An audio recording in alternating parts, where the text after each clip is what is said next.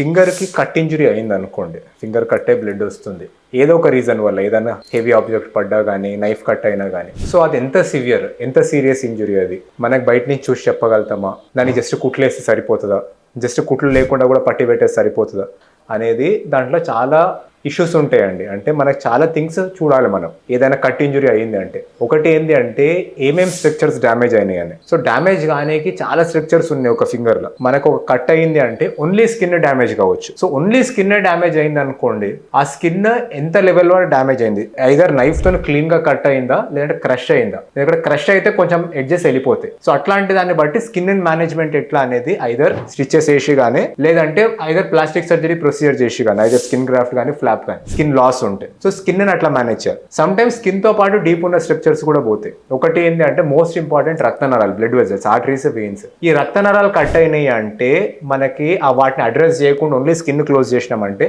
వేలు చనిపోతుంది, మళ్ళీ వేలు నల్లబడిపోతుంది, అది చనిపోతుంది, వేలు మళ్ళీ తీసాల్సి వస్తుంది. సో ఆ బ్లడ్ వెజల్స్ చెక్ చేయడం చాలా ఇంపార్టెంట్. సో ఇట్లా చెక్ చేస్తారు అనేది ఒకటి.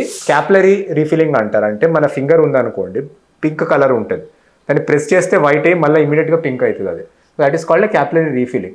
అదొకటి. నెక్స్ట్ ఒక ఆక్సిజన్ సాచురేషన్ ప్రోప్ ఉంటుంది. ఆ ప్రోప్తోనే మనకి ఒక వేవ్ ఫామ్ అనేది వస్తుంది, ఆక్సిజన్ సాచురేషన్ వస్తుంది. సో ఎందుకంటే పెద్ద వెజల్స్ అనుకోండి, పెద్ద రక్తనరాలు అనేది మనం ముట్టుకుంటే పల్స్ తెలుస్తుంది, కానీ ఫింగర్లో ఉన్న చిన్న రక్తనరాలు మనం ముట్టుకొని పల్స్ చూడలేం. సో అటువంటి వాటిలో క్యాపిలరీ రీఫిల్ చూస్తాం మనం.